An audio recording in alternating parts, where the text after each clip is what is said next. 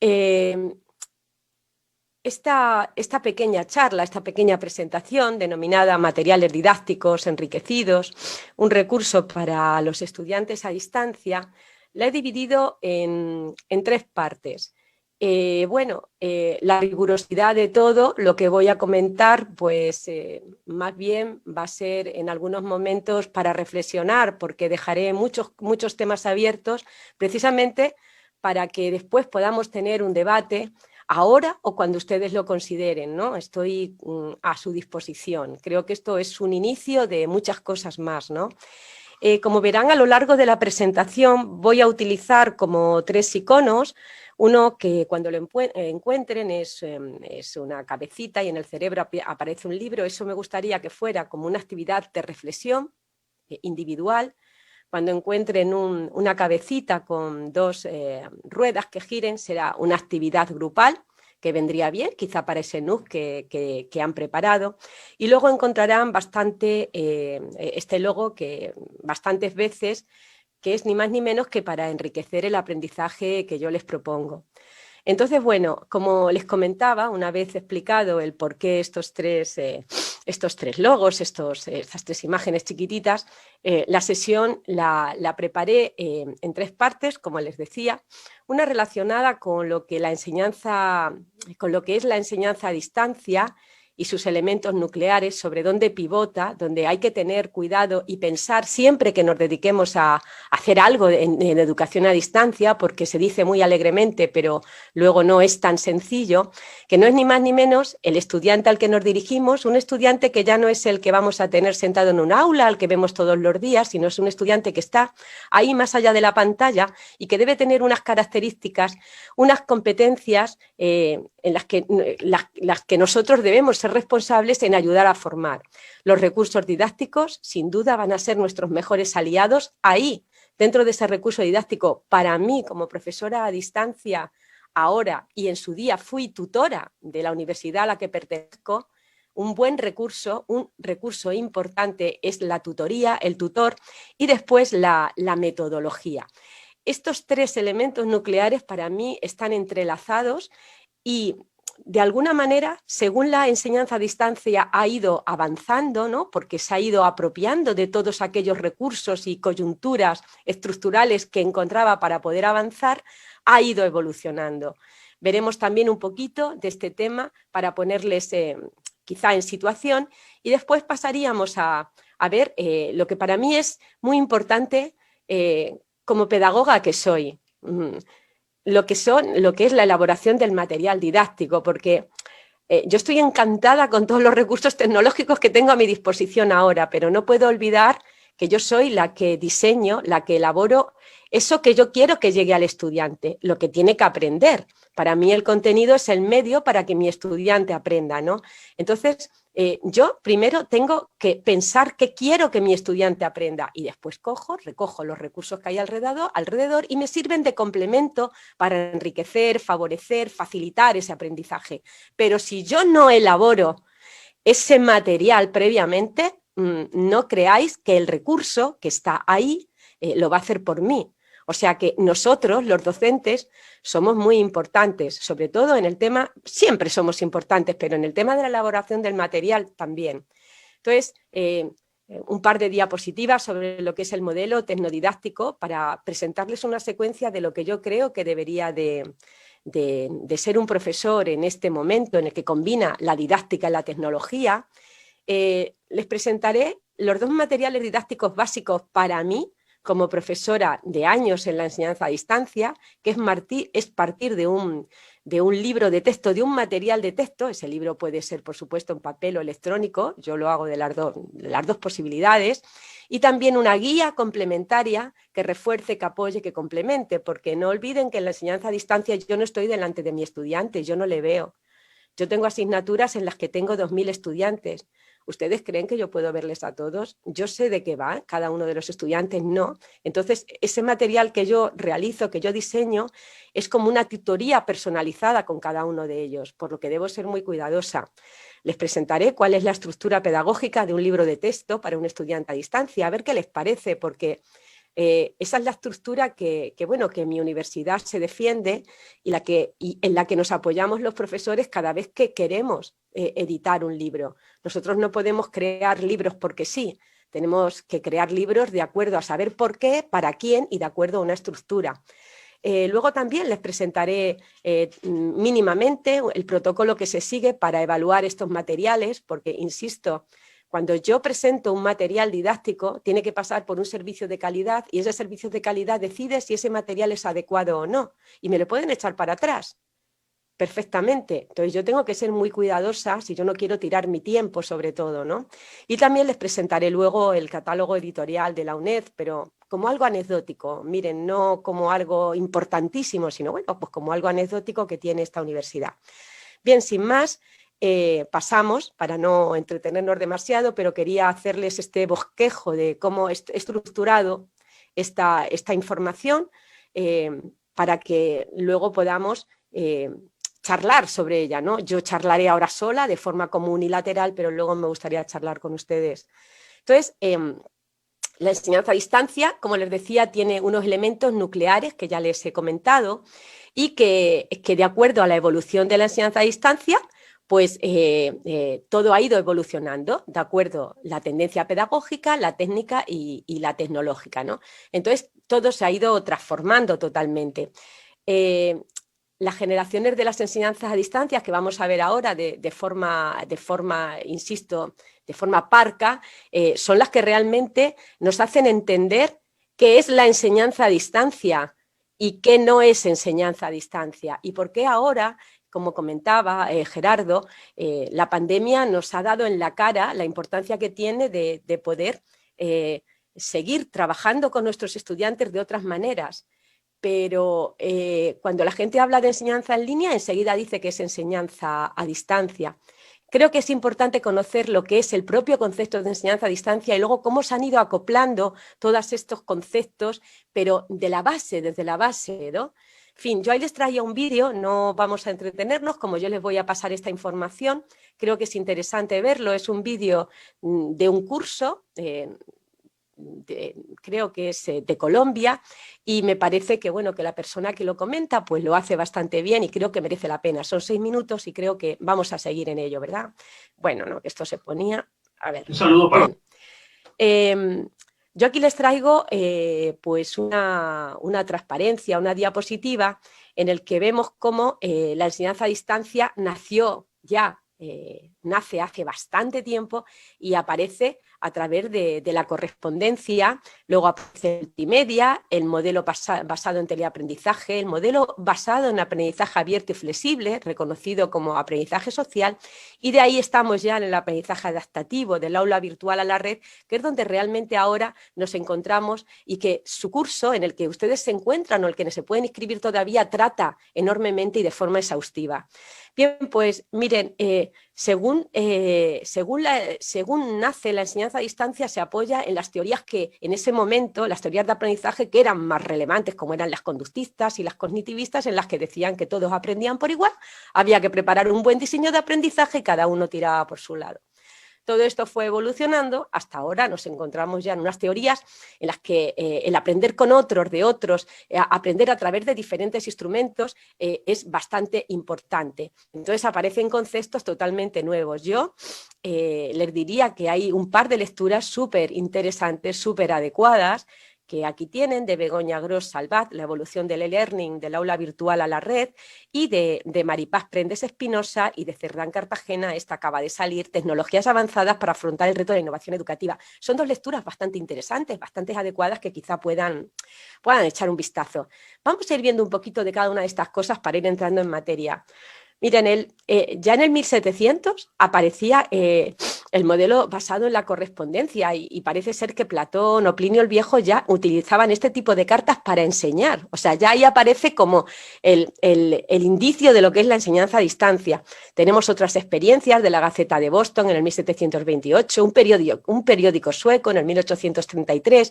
Se habla de profesores viajeros, de escuelas viajeras, de cómo se utilizaba el ferrocarril y el correo para llevar a las personas este tipo de correspondencia, y la figura tímida y ocasional del tutor. Aquí el tutor todavía como que Por eso aparece la figura tímida, no aparece, solamente aparece esto, ¿no? El trasvase de información, ¿no? De manuales, de temas, pero aquí no existía todavía esa orientación por parte del tutor. A partir del 1900 aparece la radio, aparece la televisión, ¿y qué ocurre? Que la enseñanza se populariza, las personas pueden aprender, cualquier persona en cualquier lado. El impacto de la radio, sobre todo en Latinoamérica, fue fuerte. Tenemos un común amigo, Gerardo y yo, que trabajó muchísimo en el tema de la radio, con Radio Eco y demás, que algún día a lo mejor viene por aquí para que os cuente.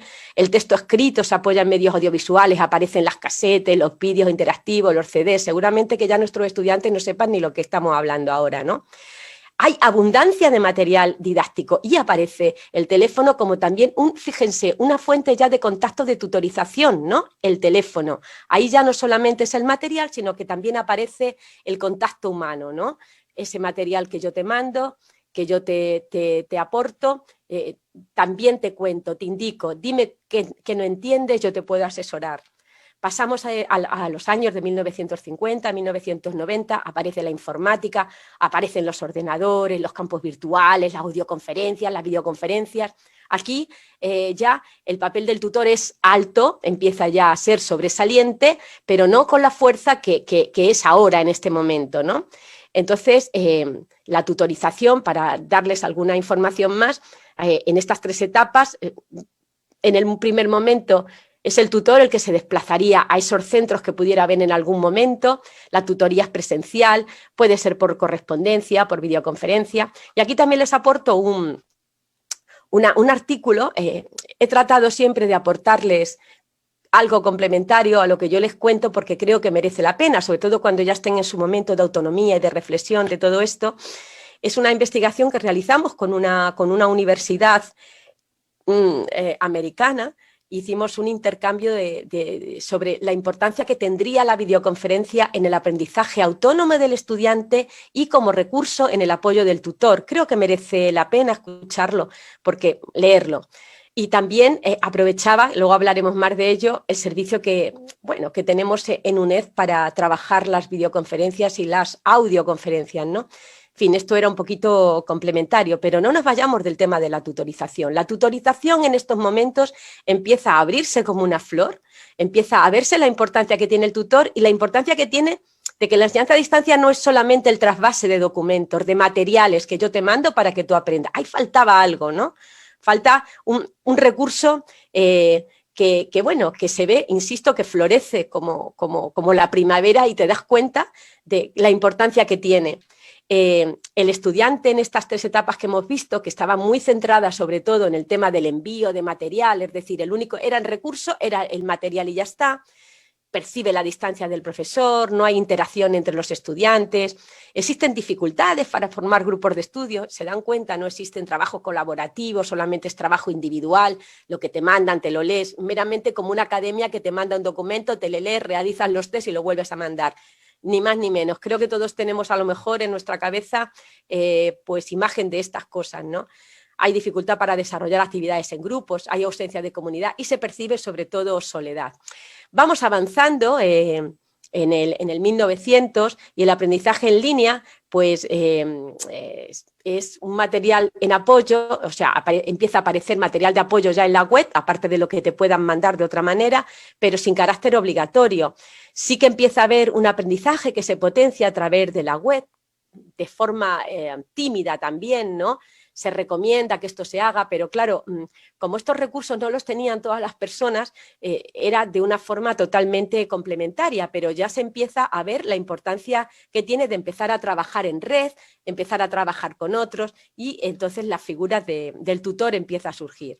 En esta 4ª etapa, la tutorización ya puede ser sincrónica, aparece el chat, se hace bastante uso de las plataformas y sobre todo las asincrónicas a través de foros, de blogs, de redes sociales, pero es en la 5ª etapa en la que estamos ahora cuando el tutor tiene mayor preponderancia. En esta etapa el estudiante ya empieza a sentir a ese profesor, ya empieza a haber interacción por el tema de Internet. El tema de Internet empieza a reunir, a arropar, a consolidar en lo que, bueno, pues el trabajo que antes se estaba haciendo de forma, lo que recibías por correo electrónico, lo que te traía, lo que recibías por correo, no había otra forma, ¿no? Entonces, desde esta forma ya aparece otro tipo de posibilidades. Aparece Gilly Salmon, yo sé que ahora esta autora ya está algo manida, ya hay otras experiencias bastante interesantes que seguramente os comentará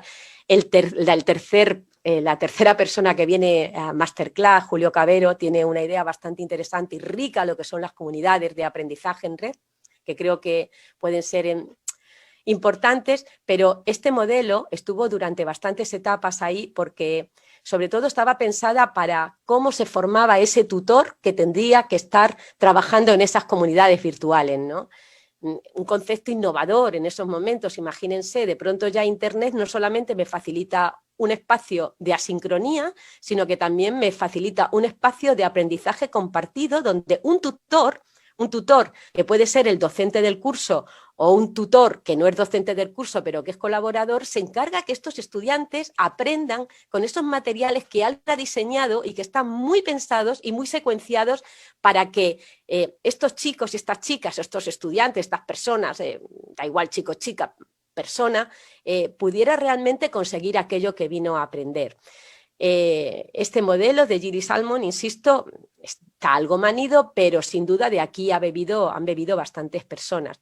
Aparecen también el concepto de las actividades a través de Internet, cuyas funciones son muy claras, que tratan de clarificar la información que se presenta, cómo se transfiere la información, se profundiza en la materia, que fíjense, esto es lo que yo trato de hacer con mi material didáctico. Como van a ver, yo mi material didáctico redacto aquello que creo que es necesario para el aprendizaje del estudiante, el aprendizaje más básico, pero después lo complemento con otros recursos que el estudiante que quiera puede utilizar. Pero a mí me sirve para ver ahí quién es el estudiante que realmente lo está utilizando. ¿Quién es el que quiere profundizar? ¿Va al aprendizaje profundo o se queda con un aprendizaje más básico que le permite aprobar, sin duda, ¿no? Pero eso me da bastante información de estos estudiantes para la adquisición de un vocabulario específico, para la socialización. Y bueno, ahí hay dos libros bastante interesantes de Gilly Salmon también, que ahí les pueden encontrar en formato Google Book, a través de Google Book pueden encontrarlos y si desde ahí desean comprar, pueden comprar, pero que te da bastante información sobre este tipo de actividades, ¿no? Insisto que me parecía importante traer aquí pues, a esta persona, ¿no? Porque creo que merece la pena conocer pues, todo aquello de donde nace después, donde nos encontramos ahora, ¿no? Ahora estamos en un modelo basado ya en aprendizaje inteligente, donde los estilos de aprendizaje, donde el conocimiento del estudiante es necesario y es muy importante, y yo ahí les aporto el libro de los estilos de aprendizaje de uno de mis mentores, que comentaba antes. Cuando yo entré en la UNED, entré con Domingo Gallego. Él fue también el director de mi tesis y bueno, pues le debo muchísimos aprendizajes, le debo parte de lo que soy, ¿no? Él me puso en el camino y yo empecé a andar, ¿no? Pero este libro es bastante bueno porque conocer al estudiante, estemos en un lugar o en otro, nos interesa muchísimo. En un modelo de enseñanza a distancia, como es mi universidad, conocemos al estudiante a través de los tutores. Yo en una de las asignaturas que yo tengo, que les decía que puede ser de 2.000 o 3.000 personas, tenemos a tutores en diferentes centros por toda España y yo en una asignatura a lo mejor tengo 60 tutores. Cada tutor tiene un grupo de 15 o 20 estudiantes. Ese tutor o esa tutora conoce al estudiante mejor que yo, pero sí que me informa de quiénes son y a la hora de realizar las evaluaciones yo tengo muy en cuenta el informe de este tutor o tutora, obviamente, porque a mí me puede llegar un trabajo escrito, un examen, pero realmente la vida de ese estudiante es el tutor o la tutora el que me puede comentar. Bien, el libro de estilos de aprendizaje ayuda bastante a conocer quién es quién, ¿no?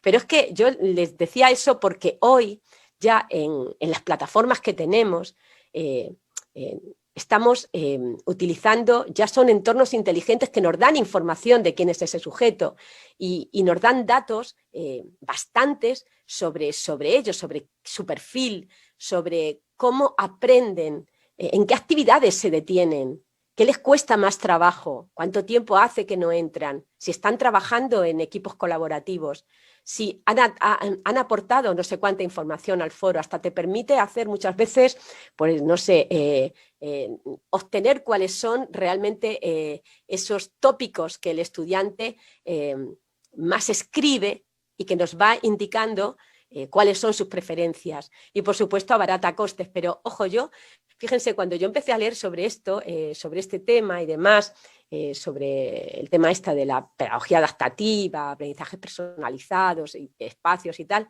de pronto dije, oye, ¿y qué va a pasar con el tutor? Porque en estos sistemas existe como un tutor virtual dentro de la plataforma que es el que nos va dando esa información. Incluso en algunos momentos pueden llegar mensajes al estudiante diciéndole, oye, mira, hace mucho que no entras, ¿no te parece que deberías de hacer esto? Y tal y cual, ¿no? Pero no, el tutor sigue siendo importante, o sea, nosotros los docentes, los tutores, seguimos siendo importantes porque somos los que vamos a tomar después decisiones de los datos que obtengamos. Eso quiero que quede claro, o sea, todos estos sistemas nos van a dar información sobre nuestros estudiantes, pero la toma de decisiones va a ser nuestra. Por eso debemos ser conocedores de quiénes son esas personas que están ahí rodeándonos, ¿no?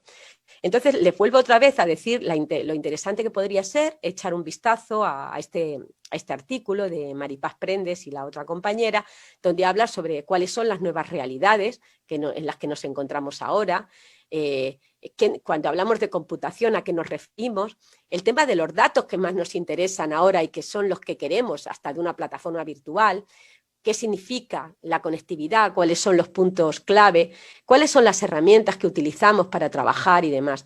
Y también comentarles que ahora en estos momentos en la plataforma de UNED Abierta se está llevando a cabo NUC también de programación, para aprender a programar, que son bastante interesantes porque están adaptados sobre todo al docente, ¿no? Y ahí te hablan bueno, pues te hablan de la teoría de Flow, te hablan de Piaget, como dijéramos aquellos personajes, bueno, el defensor de la teoría de Flow, aquellos personajes que fueron poniendo los peldaños para que los demás pudiéramos subir y construir aquellos que son los que nos encontramos en nuestra sociedad ahora mismo, ¿no?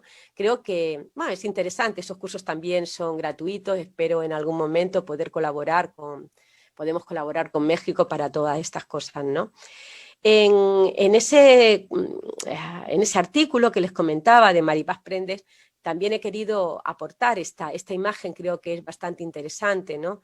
Sobre, bueno, pues habla sobre las tendencias actuales de la investigación en tecnología educativa y se centra, como ven, en 7 tendencias, cada una de ellas está desarrollada con unos conceptos determinados que creo que bueno, pues podría servir incluso para establecer un buen debate con los estudiantes, con las personas que están ahí haciendo el curso, sobre el qué se debe utilizar en cada momento y qué diferencia hay entre el M-Learning, el e-Learning y dentro de la enseñanza con TIC, que es aprendizaje adaptativo, clase invertida, comunidades virtuales. Es decir, que esto es una amalgama dijéramos, de vocabulario necesario, actual, para un docente como somos nosotros. Este es nuestro vocabulario ahora, fíjense. Hay otro, que es el didáctico. Este es más el tecnológico, pero está dentro de la didáctica, ¿no? Entonces, no debemos perder de vista nunca esto. Bueno, esta era otra imagen que también les encontré. Ahí aparece la dirección. Bien. Aquí luego, como les decía, para mí es importante el vocabulario. De hecho, cuando empiezo una asignatura nueva, siempre que empezamos un tema nuevo, para mí es importante, es necesario que el estudiante me muestre su nivel de información. Y el nivel de información es el vocabulario. Si una persona no tiene vocabulario de esa temática, difícilmente podrá después comprender y analizar, sintetizar, valorar y construir. O sea, empecemos por la base. Entonces, bueno, aquí les aporto también unas definiciones más concretas. Yo sé que estos temas quizá vayan a verlos mucho, ¿no?, a lo largo de este curso y demás, pero bueno, un buen recurso del profesor es la repetición. Entonces, bueno, pues aquí tienen el tema del aprendizaje ubicuo, tal como lo define Hut y otros, como aquel que se genera en un ambiente en el que los alumnos pueden acceder a diferentes dispositivos y servicios digitales cuando lo necesiten. Otro concepto más amplio es el M-Learning, dado que incluye cualquier dispositivo con conexión a Internet. Y me parecía importante, porque aquí ya se comentaba, el uso tan, dijéramos, masivo que se tiene con el tema de los códigos QR. Yo lo utilizo bastante en los libros que escribo, porque, mire, yo trabajo en Madrid, pero no vivo en Madrid, vivo cerca de Madrid. Entonces, una de mis observaciones siempre era que yo cuando iba a mi puesto de trabajo tenía que utilizar el metro, el autobús y tal, ¿no?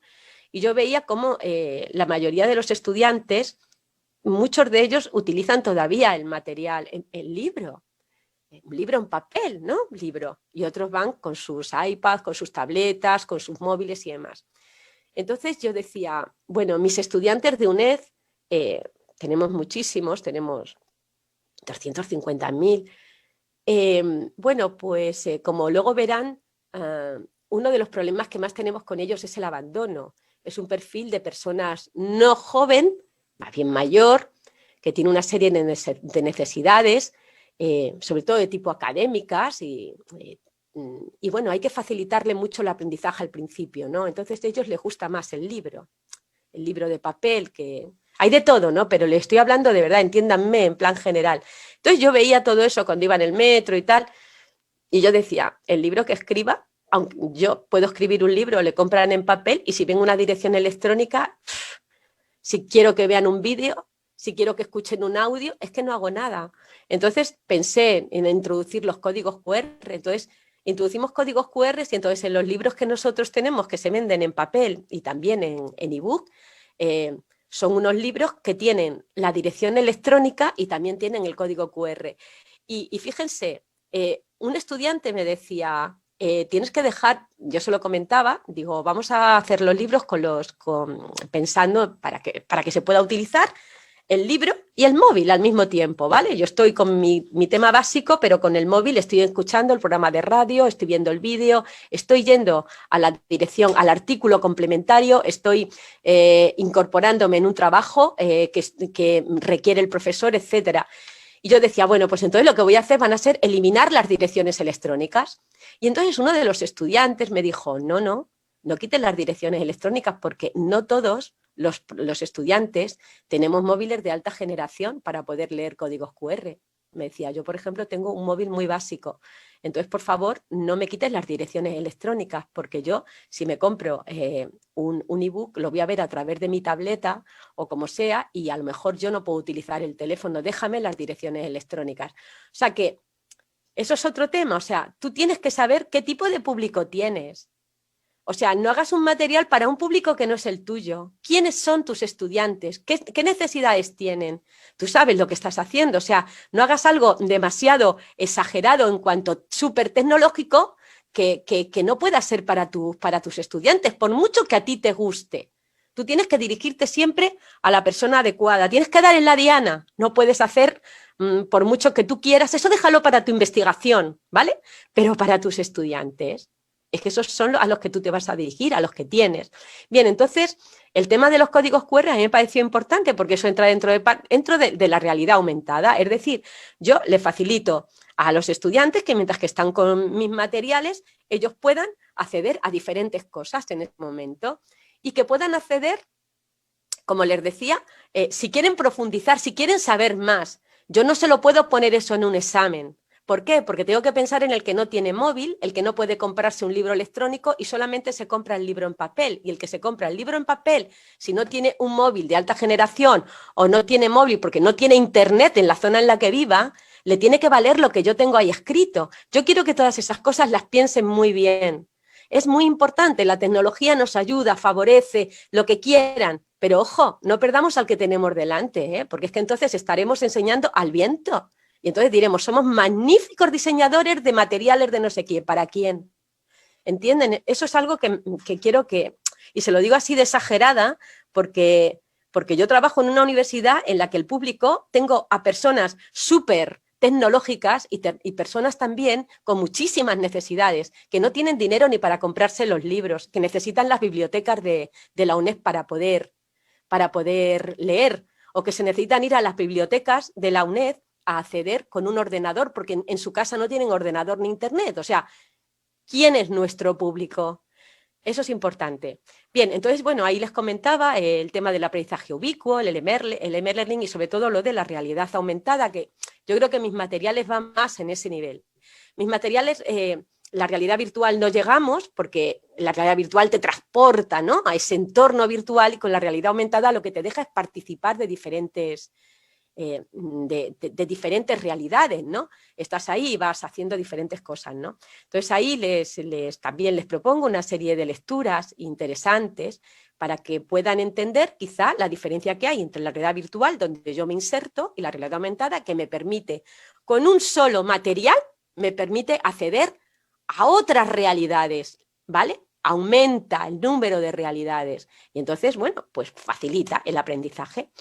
Así, por ejemplo, yo les quería poner aquí, o sea, para mí los textos básicos con código QR enriquecen bastante el material que yo realizo y de hecho, el año pasado fueron seleccionados en toda la UNED como el mejor material didáctico. Fíjense, o sea, es que yo me encantó, o sea, casi lloraba de alegría, porque para mí fue mucho esfuerzo elaborar ese material, un material de base teórica, otro material más práctico, en el que con una selección adecuada de códigos QR, solamente con eso había incorporado en mis libros vídeos, post, artículos, espacios de experiencias, de tal forma que el estudiante se encontraba en un momento en cada tema navegando por diferentes sitios, ¿no? Y además graduado de tal forma que, bueno, pues que no tuviera bueno, que depender tanto del móvil o tanto de un ordenador si en esos momentos no lo tenía, ¿no? Entonces, cuando ya estábamos en el aula virtual, se lo favorecíamos de otra manera. Entonces, claro, con todo esto se pueden proponer actividades asincrónicas para referencias y exploración, creación de contenidos por parte del estudiante. Le puedes mandar, mira, puedes hacer una actividad, tú tienes dentro de, si utilizas un móvil, puedes hacer fotos, vídeos, puedes construir tú este tema, se pueden hacer interacción prácticas y demás.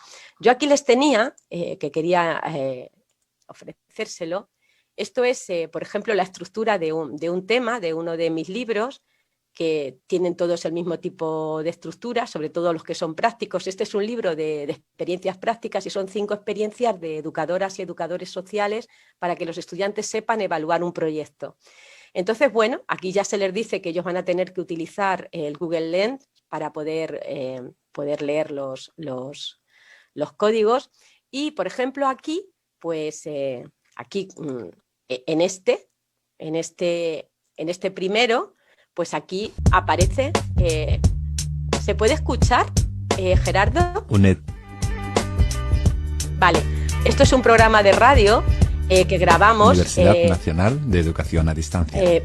Precisamente pues para, bueno, pues para complementar. Les invitamos a compartir este tiempo de radio que nos presentan los profesores Domingo Gallego Gil y Ana María Martín Cuadrado en el marco de Psicología Social y de las organizaciones.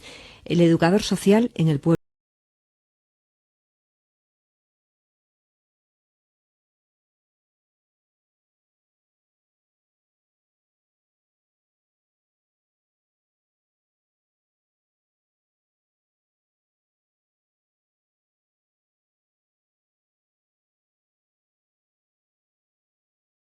Este vídeo lo que hicimos fue invitar a un educador social que trabajaba con gitanos y Domingo Gallego y yo le hicimos una entrevista para presentar a los estudiantes lo que significaba el educador social en un pueblo gitano. O sea, perdón, lo que significaba el educador social cuando trabajaba con gitanos. Entonces, claro, estuvo muy bien, a la gente le gustó muchísimo y bueno, lo incorporamos. Entonces, bueno, esta es una es uno de los recursos que incorporo. Puede haber vídeos, ya les digo, y demás. Entonces, sobre todas estas cosas se pueden plantear actividades o no, se puede después debatir este tema en los foros, incluso se puede, bueno, pues hacer como una pequeña labor de investigación, ¿no? Entonces, de ahí, por ejemplo, de este programa de radio, alguien dijo, ¿no habéis visto los Peaky Blinders? yo no sabía ni lo que eran los Peaky Blinders. Me dijeron que en Netflix los Peaky Blinders era una serie que también estaba relacionada con el tema del pueblo gitano, ¿no? Entonces, bueno, pues ya desde ahí pues empezamos a darnos cuenta bueno, pues de cómo de una cosa nos podíamos ir a otra y totalmente con temas actuales. Bien, el estudiante que tenemos, ese estudiante que tenemos, yo les decía que no es el mismo estudiante el que tienen, es un estudiante que tiene que ser autorregulado, ¿no? Entonces, estas son las características de los estudiantes que tenemos en la enseñanza a distancia. Tienen muchas responsabilidades, tienen años, no sé qué, la mayoría falta de formación previa. Aquí podríamos discutir y hacer quizá una radiografía de quiénes son los estudiantes que tenemos, ¿no? Sobre todo los que van buscando la enseñanza a distancia. Sí que es verdad que cuando tú preguntas a estudiantes y a docentes cuáles son los problemas que tú tienes en la enseñanza a distancia, pues te dicen que la falta de tiempo, que no tienen técnicas de estudio, desmotivados, que no han sabido realizar la mejor elección. A los docentes te dicen que son los materiales adecuados los que ven que si fueran perfectos o si fueran o sea, podrían ser mejorables, ¿no? Las instituciones se dan cuenta de que no se han dedicado a plantear unos buenos planes de orientación y acogida, informando a los estudiantes lo que les va a venir encima.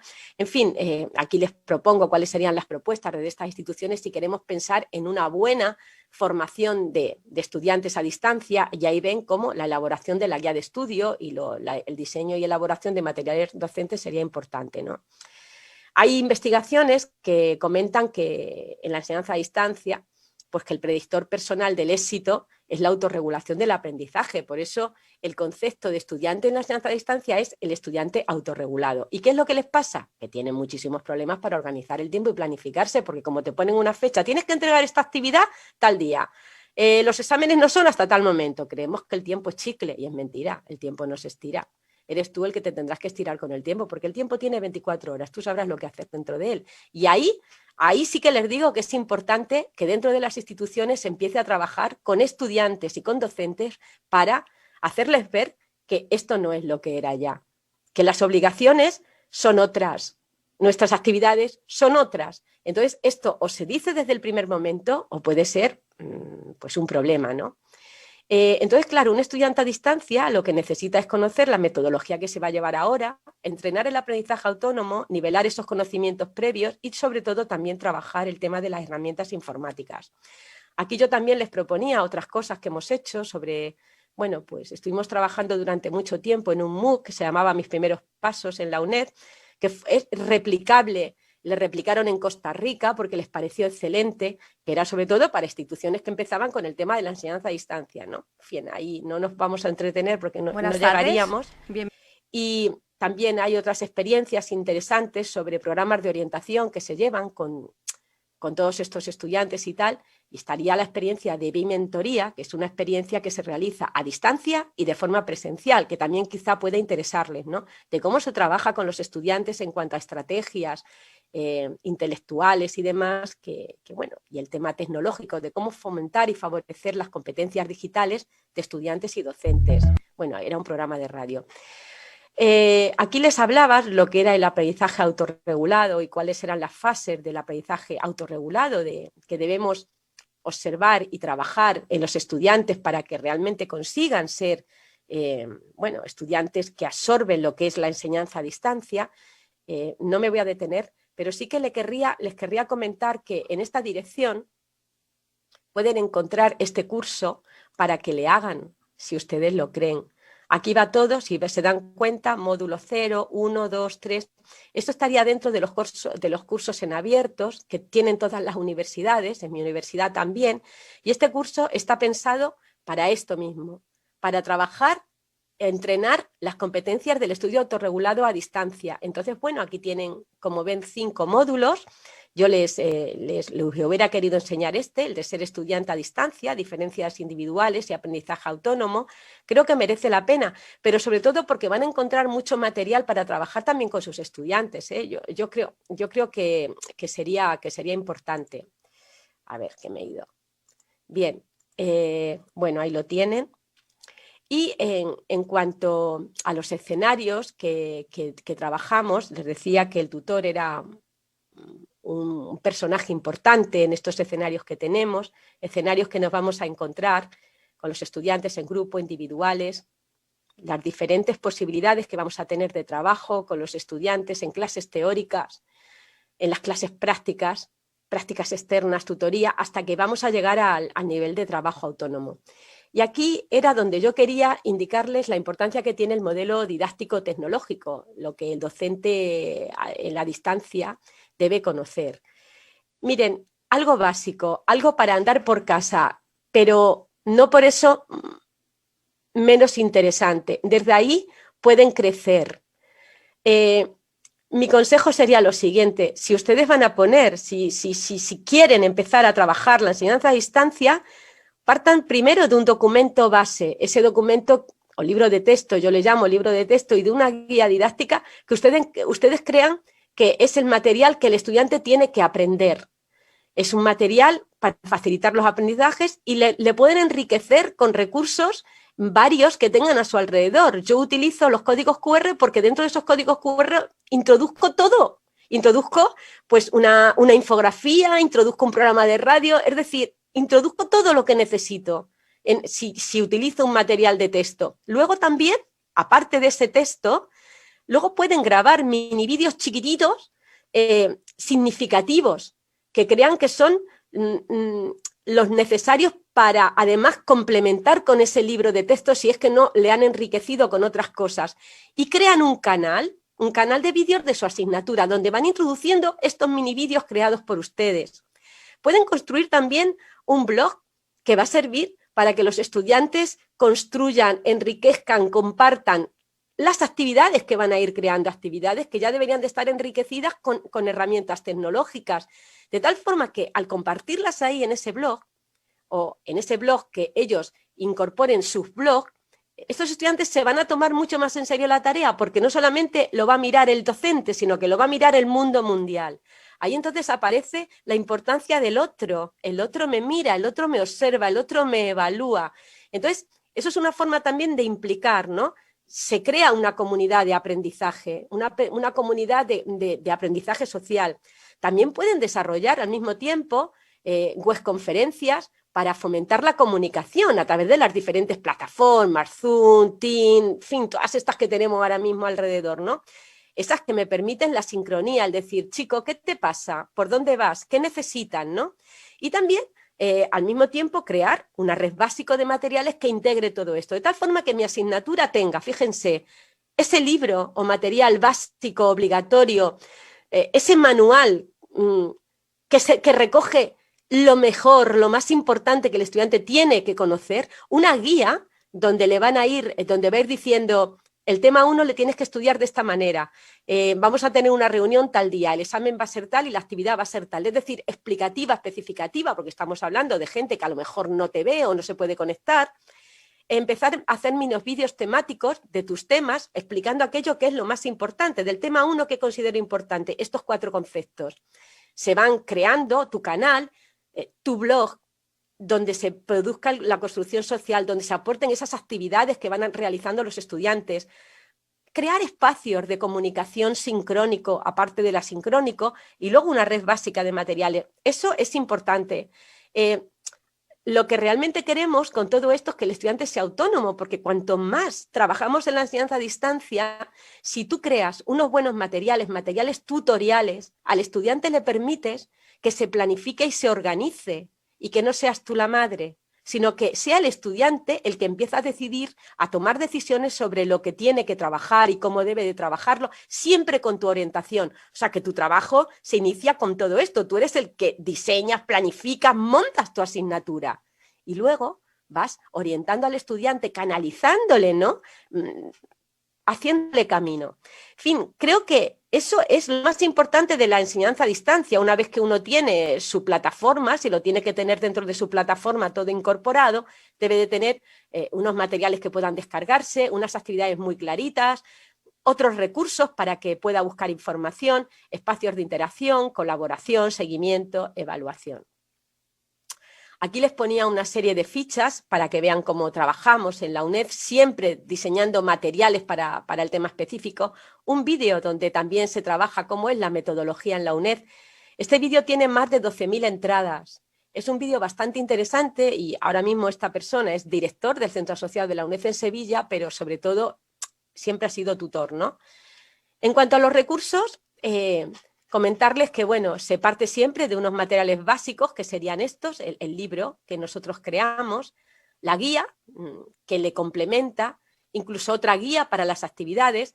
Yo puedo después utilizar otros materiales complementarios que encuentro a través de todos los recursos que rodean a mi universidad o fuera de mi universidad, materiales multimedia, materiales sociales, ebook enriquecidos, esto todo lo que yo quiera. Dentro de Canal UNED, tenemos un canal UNED, igual que el canal de televisión que tienen ustedes, nosotros tenemos un canal UNED donde se van recopilando, almacenando cantidad de información, programas de radio, programas de vídeo, de todo tipo. Para nosotros esto es un almacén, ¿no? Que también recogemos y podemos incorporar en nuestros libros o podemos recomendar a los estudiantes para que vayan ahí, ¿no?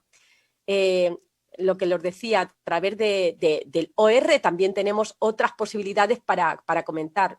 Los cursos estos NUC, ¿no? Pues yo, miren, en mis estos cursos NUC están dentro de mis asignaturas. Estos cursos NUC, los de competencias digitales, quería decirles, perdónenme, siempre están abiertos.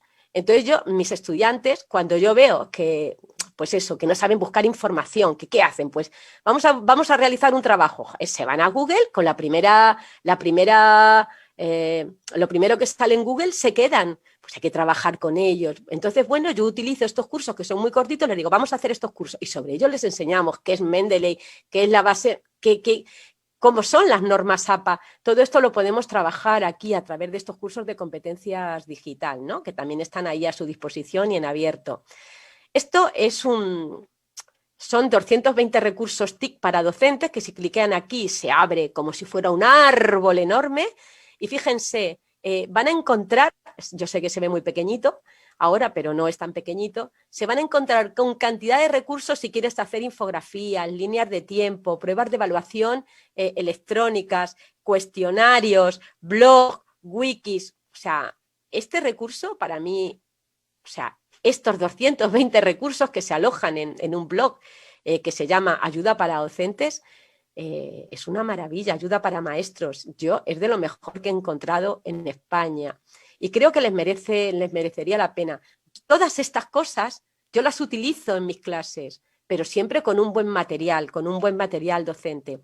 La rueda pedagógica, que también la conocerán, ya lo dijo Bloom, o sea, no es lo mismo enseñar a aplicar que enseñar a comprender. Y aquí le vienen los recursos que pueden utilizar para cada una de estas cosas. Entonces, si yo estoy trabajando con mis estudiantes, pues no sé, la aplicación, tengo una serie de recursos electrónicos que puedo utilizar, que no es lo mismo que cuando lo que quiero es que conozcan un tema, ¿no?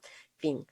Luego, estas serían las competencias que debe tener un docente, ustedes. Tienen que conocer aplicaciones para planificar su clase, para el trabajo colaborativo, la comunicación, la evaluación, la monitorización. Aquí les he puesto una serie de herramientas, de utilidades que deberían conocer para poder plantear estas, pues esto, están dentro de sus funciones, las funciones de la planificación, de la cooperación, de evaluación, de comunicación, monitorización. ¿Qué puede utilizar desde Internet? Bueno, pues aquí nosotros se lo hemos puesto. Si trabajan con Moodle, hasta les he puesto lo que pueden encontrar en la plataforma Moodle. En fin, esto para mí es básico. Yo que sepan que mi charla hoy es muy básica, pero necesaria.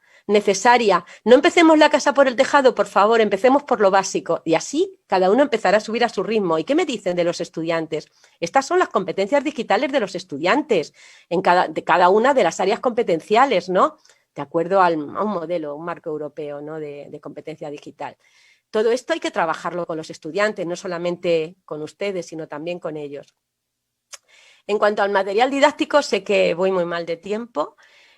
Decirles que bueno, el realizar un buen material es para que los estudiantes sepan lo que tienen que aprender, tienen que llevar las orientaciones necesarias para poder hacerlo, tienen que posibilitarle la evaluación, una evaluación desde mi punto de vista que sea un 40-60, quiero decir un 40%, o sea, que sea una evaluación formativa y que tenga como 2 actividades fuertes, una que se trabaje bien durante el curso y luego un examen, por ejemplo, y que, bueno, que sea ante todo formativa, ¿no?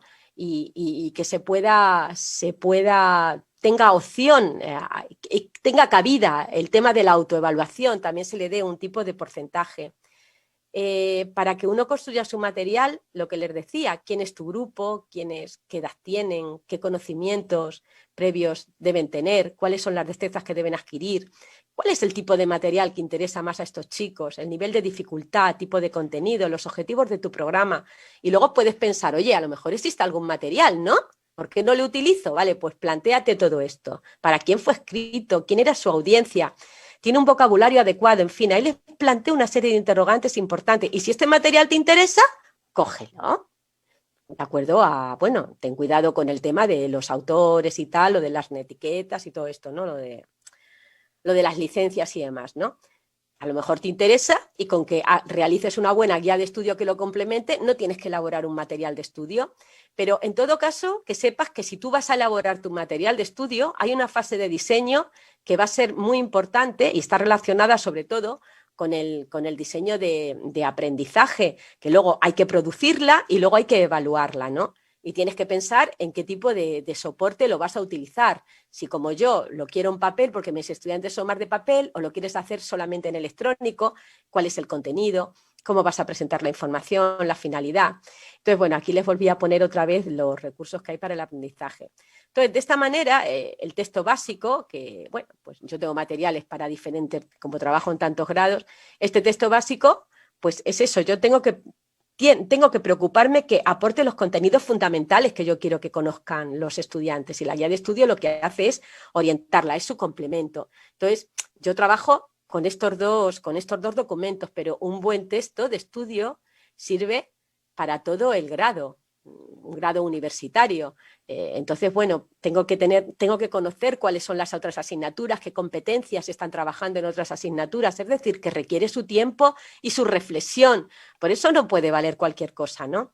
Aquí vendría la estructura de un texto didáctico para la enseñanza a distancia, en la que, bueno, el prefacio es donde se habla sobre el plan del libro, de qué va ese libro, la presentación de los autores, y luego cada tema tiene que venir de la misma manera, tiene que aparecer una organización de acuerdo a unas partes fundamentales, que si con un mapa conceptual, una introducción con unas palabras claves, el desarrollo del tema. Luego debe aparecer unas lecturas recomendadas, unas actividades o ejercicios de autoevaluación, resumen, glosario, bibliografía y solucionario. Todos los libros, todos los capítulos deben de llevar esta misma estructura, el prefacio, que es el que inicia el libro, y después cada tema con su mapa conceptual, su introducción, palabras claves, el desarrollo, lecturas, actividades, ejercicios. Es decir, cada tema te puede ocupar 40 páginas, o sea, 40 páginas, sí, 40 páginas, no estoy diciendo ninguna tontería, entre 30 y 40 páginas te puede ocupar. Entonces, claro, cada uno de estos temas por sí solo, el estudiante se encuentra como si estuvieras trabajando con él, porque le estás proponiendo continuamente cosas que después vas a trabajarlas en el espacio virtual. Aquí les pongo el concepto de Piaget sobre la importancia que tiene de aprender en espiral. Vamos poquito a poco, más. Y también lo de la teoría de flow, experiencia óptima, de tener cuidado de ver qué tipo de actividades ponemos, que no desmotiven a la gente, pero tampoco que sean tan fáciles que, en fin, ¿no? Tratando un poquito de ver cuál es el nivel de requerimiento de actividad. Aquí está lo del premio que nos dieron a mi compañera y a mí, bueno, ya lo leerán. Y bueno, el tema de la guía didáctica, que yo ya he visto que en Latinoamérica se llama más como sílabo virtual, pues para mí es muy importante, porque sin ella la verdad que bueno, es la que me permite ir todos los años actualizando. Yo el libro le puedo tener 4 años, pero la guía es la que yo tengo que ir retocando todos los años y es la que va a servir de complemento al libro, ¿entiendes? O sea que yo desde ahí puedo hacer este tipo de cosas. Entonces, bueno, nosotros tenemos un espacio virtual para la guía pública y luego otra guía que aparece en el espacio virtual y todo se va combinando. Entonces, en el espacio virtual, el estudiante trabaja con el libro y con los recursos que se encuentra dentro del libro, más otros recursos que nosotros le proponemos, ¿no? Entonces, todas las semanas tenemos reuniones con ellos e invitamos o a educadores sociales o a pedagogos y demás, que marquen experiencias, que marquen tendencias actuales. Y también se encuentran vídeos chiquititos grabados por el profesor sobre el libro, lo que les comentaba antes, ¿no? Aquí aparece la rúbrica para evaluar la guía de estudio, todo tiene que ir grabado. Aquí sería un poquito la estructura, ¿no? De cómo se combinan los materiales con otros recursos que vamos a encontrar en el espacio virtual. Y aquí estarían pues, los indicadores que nos va a evaluar el Instituto Universitario de Educación a Distancia, cada libro que hacemos, cada guía de estudio que hacemos. El Instituto Universitario tiene una bolsa de expertos que nos valoran lo que hacemos. Y si no lo pasamos, va para atrás. Lo tenemos que volver a hacer. Imagínense que te pongas a escribir un libro y te digan que falta, ¿no? Que faltan cosas, que no es didáctico, que le faltan conectores, que le faltan esquemas, que le faltan dibujos, que le faltan... Bueno, yo qué sé cuántas cosas te pueden decir. Yo, de hecho, eso lo he vivido en otras personas, ¿no? Y bueno, esto ya es lo último. Pues nada, tenemos la editorial UNED, nos permite crear libros con ellos, y luego a través de Inteca, pues también le comentaba el otro día a Gerardo que se está trabajando el generador de contenidos digitales precisamente para que los profesores empiecen a construir otro tipo de contenidos que enriquezcan más todavía lo que estamos haciendo en los espacios virtuales sobre todo, ¿no? Pero yo lo que quería sobre todo era comentarles la importancia que tendría pues esto, ¿no? El tema de los libros, el tema de esos materiales básicos que pueden realmente solucionarle muchísimo a usted como docente la vida en la asignatura y que el estudiante aprenda lo que tenga que aprender. Luego, complementarle con aquellos recursos que considere que están a su alrededor, pero yo les incorporaría dentro del libro, ¿saben? Entonces, un libro de texto normal, no hace falta que sea un libro electrónico, sino que a través de un código QR tan simple como eso, un estudiante pueda acceder a todo lo que usted quiera, pues creo que es básico, pero muy útil. A partir de ahí construyamos y crezcamos lo que haga falta, porque creo que es necesario. Y bueno, hasta aquí, Gerardo. A partir de ahí, pues comentamos lo que necesitéis. Gracias, Ana. Tenemos poco tiempo porque sí, pues, bueno, ya. fue una exposición muy extensa. Comentarles a los compañeros que no se vayan todavía. Tuvimos más de 300 personas siguiéndonos por Facebook Docente. Y de alguna manera queremos justamente entrar ya al tema de las preguntas. A mí me hubiera gustado hacer varias reflexiones, pero creo que dos muy importantes son las que has dicho. Esta idea de conocer quiénes van a ser nuestros usuarios, en este caso nuestros estudiantes, eso es fundamental. Y la otra que a pesar de que estemos hablando de aprendizaje móvil ubicuo, de alguna manera pues has reforzado que los materiales didácticos van a estar y son fundamentales para cualquier aprendizaje. Yo te quiero leer algunas de las preguntas que llegaron, más allá de todas las personas que pasaron lista y presencia en su lista de asistencia, ¿no? Un saludo a todos ellos que veo que están en muchos estados de la República Mexicana. Pues yo creo que hay una pregunta que se complementa y que pues les abriste esa inquietud a los profesores, que es, Ana, ¿cómo se implementan los códigos QR? Yo creo que desde la Coordinación General de Aprende habrá que trabajar o rescatar los videotutoriales que existen de cómo se utilizan los códigos QR para que realmente los profesores de México, en este caso los que están interesados, aprendan que hay esta nueva herramienta, que es una herramienta que se está volviendo muy común. Los códigos QR lo estamos viendo también en la parte de la pandemia. Vas a un restaurante, vas a viajar, vas a todos los códigos QR están ahí, pero yo sí creo que pues no tenemos el tiempo de cómo se puedan implementar estos códigos. Seguramente existen bastantes videotutoriales al respecto, sí, pero nos encargaremos nosotros de alguna manera, a menos de que tú quieras dar una introducción de cómo puede ser este tema. Están interesados en todo este tema de la realidad aumentada, también por ahí llegaremos en algún momento a trabajar. Y pues la maestra, por ejemplo, Jacqueline Gutiérrez, nos pregunta qué tipo de recurso es el más recomendable para utilizar en el aprendizaje en línea. El maestro Roberto Hernández comenta que es una excelente presentación, la cual van a tener acceso a ella a través de nuestra plataforma México X. Por lo tanto, esta presentación la va a compartir, así nos lo señaló la maestra Ana. Finalmente también la maestra, el propio maestro Roberto dice, a partir de esa presentación nos ha hecho reflexionar y creo que será muy útil para comprender y actuar con eficacia en nuestras futuras aulas virtuales o clases a distancia. Y por último, la maestra María Isabel comenta que está muy de acuerdo con usted y que es muy importante todo para el proceso de aprendizaje, aunque en este momento sigan las clases en línea, habrá que pensar en el regreso presencial. Y yo como colofón, Ana, es importante saber que hace muchos años siempre se le cuestionó a esta idea a la UNED de que por qué seguían haciendo libros de textos impresos, por qué seguían haciendo cuando ya estábamos en la parte digital, cuando empezaban a abordarse ese tema de las competencias digitales, tanto para profesores como para estudiantes, pero el libro de texto ha sido así. Y yo lo aterrizo a la realidad mexicana, Ana, que nos sirva de ejemplo para que tú también concluyas y hagas una reflexión al respecto, que es verdad que nosotros en la educación primaria en México tenemos un libro de texto que es impreso, un libro de texto que es obligatorio, pero que es gratuito, ¿no? Se producen más o menos 40 millones de libros de texto que se reparten a todas las escuelas, a todos los estudiantes, y los estudiantes pues tienen acceso a ese libro.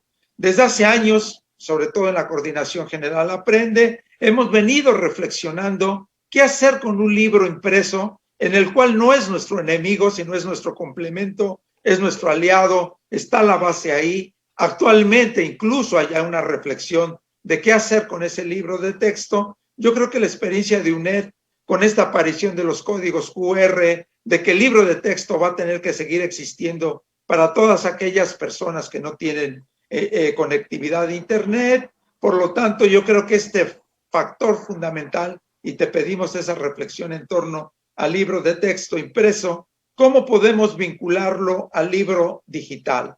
Pero también dándote esta información que es importante, que apareció el día de ayer y hoy, de que más del 70% de los estudiantes de primaria, porque las familias se vieron obligados a ello, y son datos oficiales del gobierno mexicano, tienen ya acceso a un teléfono móvil, es a un teléfono celular, como se dice en México. Por lo tanto, esa congruencia entre libro de texto impreso y teléfono celular, que ya se volvió una herramienta por lo menos mayoritaria para los estudiantes, es verdad que hay zonas donde los profesores se trasladan a las comunidades rurales para ver qué están aprendiendo sus estudiantes, pero es verdad que de algún momento u otro el teléfono celular se nos está convirtiendo en una herramienta indispensable.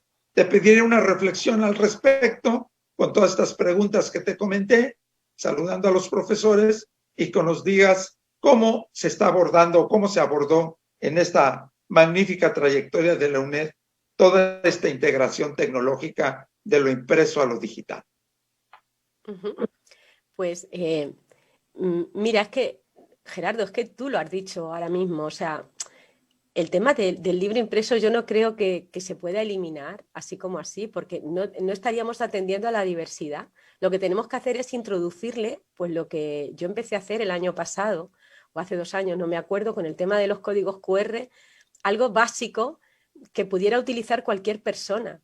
Este año, cuando he estado trabajando con la gente de Perú, en universidades que estaban en las zonas estas ya de la Amazonía y tal, o sea, la gente tenía móvil, pero no tenía otras cosas. Si esa gente tiene sus libros y además tiene un móvil, puede trabajar como yo os estoy diciendo y puede tener un acceso a la información más profunda de lo que yo me puedo plantear a través de un texto escrito normal. Yo creo que el texto tiene que aparecer, tiene que seguir ahí, porque es un recurso para todas las personas, para todas. O sea, hay que pensar en global, en todos. No puede quedarse nadie fuera. Y el libro de texto en papel, te aseguro que es una de los recursos más útiles que hay. De hecho, en la pandemia se ha podido trabajar de esta manera con muchas personas. Muchas personas en zonas desfavorecidas se ha estado llevando el material escrito, el material en papel. Entonces, trabajemos en unos buenos libros de texto complementados ahora con los códigos QR, con otras cosas. Yo lo que pasa es que he descubierto que con el código QR puede entrar de todo, puede entrar vídeos, lo que os he comentado. Entonces, no necesito un libro electrónico súper magnífico, que también, y se está trabajando en ello, pero ese libro que yo hago es barato, es muy barato, no es caro, porque esa tecnología que yo incorporo, ese código QR, yo lo hacía a través del Microsoft Office, a través de complementos, yo instalaba mi código QR en mi ordenador y según iba trabajando mi texto, iba trabajando con mi complemento de Office e iba haciéndolo. Es que no tiene más, fíjate, Gerardo, es que no tiene más que eso. Adquirir el complemento de código QR del programa Office. Le tienes en tu procesador de texto y vas trabajando al mismo tiempo. Igual que te instalas Mendeley como base de datos para el tema bibliográfico, igual. Entonces, era algo así. Luego, para saber que esto luego nos dimos cuenta que había móviles que sí que leían el código QR y otros no. Y vimos que el Google Lens, era uno de los programas que te permitía leer todos los códigos de los libros. Entonces, bueno, por eso lo ponemos en el libro. Descárgate el Google Lens y puedes acceder a tus códigos QR. Entonces, bueno, yo, ¿qué te voy a decir? Que el libro de texto tiene que existir, y más en vuestro país, en el mío, en todo. Si es que estamos viendo que, bueno, que no toda la gente tiene una superconexión a Internet para estar todo el día con libros electrónicos o con la alta tecnología. Además, con esto, con el código QR, tú te lo puedes almacenar, tú te puedes ir a una biblioteca y estar a través también de esos libros que estén, porque se dan las dos opciones, ¿no? Libro de texto en papel y libro en PDF electrónico. Tú te vas a una biblioteca con tu libro, te vas descargando todos los códigos QR, te los almacenas y te los llevas. O a través del móvil de otro colega, te los va pasando por WhatsApp. Yo sé que hay gente que se están bajando todos los documentos, están haciendo almacenes de cada tema, te puedes encontrar como 6 o 7 códigos QR y muchos para las actividades. Entonces yo sé que se están haciendo grupos donde se están descargando todo esto y tienen sus propios almacenes. O sea, sus propios almacenes quiere decir de aprendizaje cooperativo, ¿no? Y lo tienen ahí. Yo creo que es una posibilidad muy sencilla, como ves, Gerardo, tan básica, pero tan útil, que en un momento dado, desde ahí podemos crecer lo que queráis. Yo lo he tenido que hacer porque mis estudiantes no son de alta gama. O sea, mis estudiantes, hay mucha gente popular, gente pues con unos recursos medios y demás que necesita su tiempo. Entonces se coge su libro, tiene media hora, se coge su libro, plaf, y empieza a trabajar de esa manera. Y le es más útil muchas veces eso que cogerse un ordenador y abrir el ordenador, ¿sabes? Se va a la cama con su libro, con su móvil y trabajan. Van en el metro, van en un autobús, van en un tren, ¿sabes? O sea, es que es muy cómodo, es muy útil. Entonces, con el libro en papel, le metes en cualquier sitio, le subrayan, tenemos todavía mucha gente del subrayado, pero también se da la otra opción, claro, la del PDF electrónico, el ebook electrónico. En fin, no sé, eso es un poquito lo que yo te puedo comentar al respecto.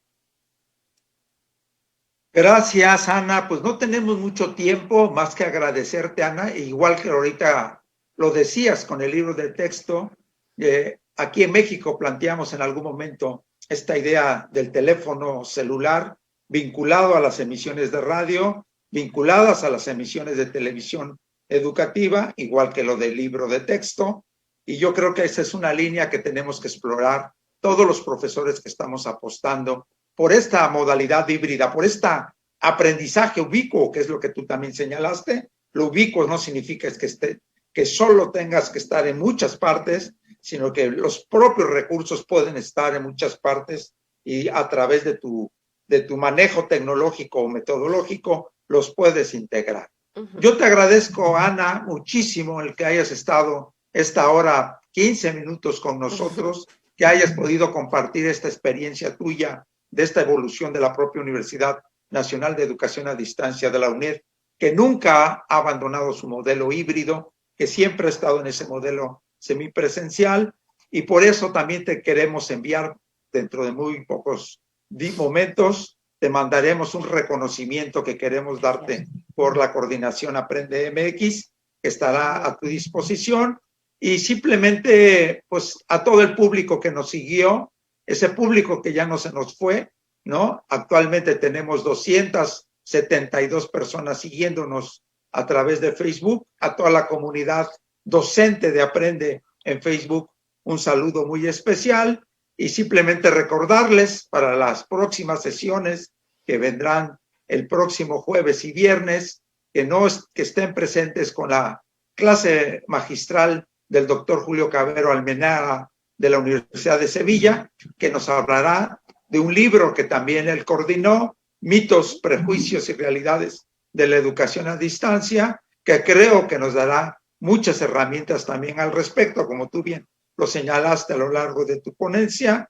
Y finalmente cerraremos el próximo viernes con el uso de aplicaciones en el aprendizaje móvil del doctor Víctor Robles Reila del TEC de Monterrey, que nos dará también algunos elementos. Para los que nos siguen por la parte del NUC, no lo olviden, síganse inscribiendo, hagan sus actividades, participen en nuestra plataforma México X, y a los que nos han seguido de manera unitaria en esto, les agradecemos muchísimo su presencia. Nuevamente, muchas gracias, Ana. Un saludo muy especial a los compañeros de la UNED. Y allí donde estén ustedes, ahí estaremos nosotros siempre. Gracias. Buenas tardes ya en México. Buenas noches ya en España. Un abrazo muy afectuoso. Hasta luego. Adiós.